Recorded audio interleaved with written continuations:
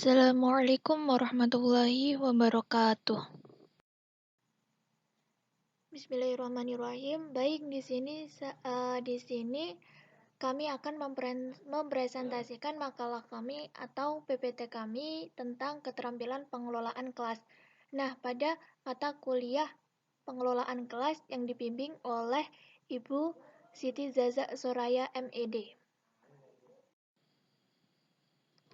Di sini ada beberapa orang yang menyusun dari makalah ini, yaitu makalah ini disusun oleh kelompok 3 yang beranggotakan yang pertama adalah Saudari Nila Ulfiatur Rahmah dengan nomor induk mahasiswa 201190431.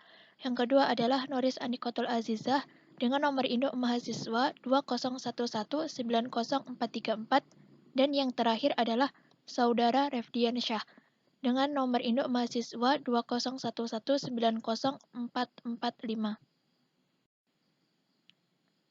Nah, pada slide ini berisi tentang poin-poin yang ada di dalam makalah. Poin yang pertama tentang pengertian pengelolaan kelas. Poin yang kedua tentang tujuan pengelolaan kelas. Poin ketiga tentang komponen-komponen keterampilan pengelolaan kelas. Dan poin terakhir, poin 4 adalah tentang prinsip-prinsip keterampilan pengelolaan kelas. Pengertian pengelolaan kelas.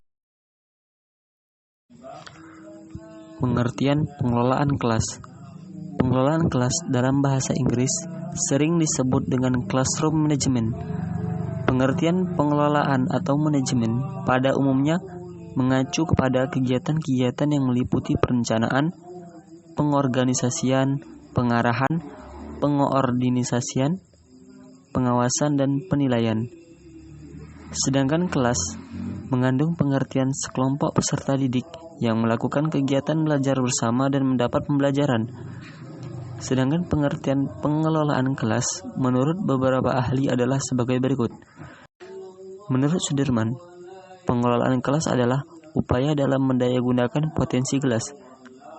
Menurut Hadari Nawawi, kegiatan manajemen atau pengelolaan kelas dapat diartikan sebagai kemampuan guru atau wali kelas dalam mendayagunakan potensi kelas berupa pemberian kesempatan yang seluas-luasnya pada setiap personal untuk melakukan kegiatan-kegiatan yang kreatif dan terarah.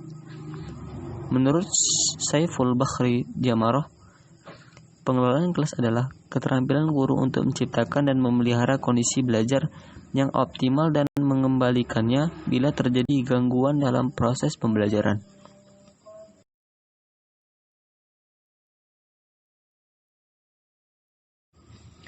Tujuan pengelolaan kelas. Secara umum, yang menjadi tujuan pengelolaan kelas dalam pandangan Sudirman adalah penyajian fasilitas bagi bermacam-macam kegiatan belajar siswa dalam lingkungan sosial. Sedangkan tujuan secara khusus yang menjadi tujuan pengelolaan kelas dalam pandangan Usman adalah mengembangkan kemampuan siswa dalam menggunakan alat-alat belajar, menyediakan kondisi-kondisi yang memungkinkan siswa bekerja dan belajar, serta membantu siswa untuk memperoleh hasil yang diharapkan. Bismillahirrahmanirrahim. Baik, di sini saya akan membacakan atau mempresentasikan dari poin ketiga tentang komponen-komponen keterampilan pengelolaan kelas. Nah, pada slide ini komponen-komponen keterampilan kelas pada umumnya dibagi menjadi dua bagian, yaitu keterampilan yang berhubungan dengan penciptaan dan pemeliharaan kondisi belajar yang optimal bersifat preventif, dan keterampilan yang berhubungan dengan pengembangan kondisi belajar yang optimal. Bagian kedua, sedangkan menurut Muhammad Uzair Usman, setidaknya ada 4 komponen keterampilan manajemen kelas. Yang pertama yaitu keterampilan mengadakan pendekatan secara pribadi, yang kedua adalah keterampilan mengorganisasi, yang ketiga adalah keterampilan membimbing dan memudahkan belajar, dan yang terakhir keempat adalah keterampilan merencanakan dan melaksanakan kegiatan belajar mengajar. Nah, pada bagian ketiga ini berbeda pendapat dengan Muhammad Uzair Usman. Syaiful Bahri Jamarah mengungkapkan setidaknya ada 2 komponen keterampilan manajemen kelas yang harus dikuasai oleh guru, yaitu sebagai berikut. Yang ke-1 adalah keterampilan yang berhubungan dengan penciptaan dan pemeliharaan kondisi belajar yang optimal atau bersifat preventif. Berbagai kegiatan yang berhubungan dengan keterampilan ini seperti sikap tanggap, membagi perhatian, pemusatan perhatian peserta didik. Dan yang kedua adalah keterampilan yang berhubungan dengan pengembangan kondisi belajar yang optimal. Berbagai strategi yang dapat digunakan untuk mengembangkan kondisi belajar yang optimal antara lain sebagai berikut. Poin A adalah modifikasi perilaku. Poin B, guru dapat menggunakan pendekatan pemecahan masalah kelompok dengan cara memperlancar tugas-tugas dan memelihara kegiatan-kegiatan. Sedangkan yang terakhir, poin C, menemukan dan memecahkan perilaku yang menimbulkan masalah. Selanjutnya yaitu prinsip-prinsip keterampilan pengelolaan kelas. Prinsip-prinsip keterampilan pengelolaan kelas. Yang pertama yaitu hangat dan antusias. Hangat dalam konsep manajemen kelas adalah sikap penuh kegembiraan dan penuh kasih sayang kepada peserta didik. Sementara antusias dalam konteks manajemen kelas adalah sikap bersemangat dalam mengajar.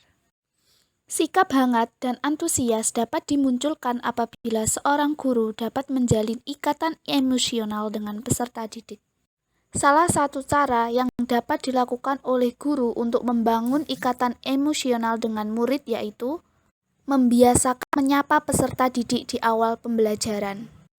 Yang kedua yaitu tantangan. Tantangan adalah penggunaan kata-kata, tindakan, atau bahan-bahan yang menantang akan meningkatkan gairah siswa untuk belajar sehingga mengurangi kemungkinan munculnya tingkah laku yang menyimpang. Misalnya yaitu dengan melakukan evaluasi sederhana secara berkala setiap minggu atau dengan menghubungkan materi pelajaran dengan berbagai fakta di lapangan. Yang ketiga adalah bervariasi.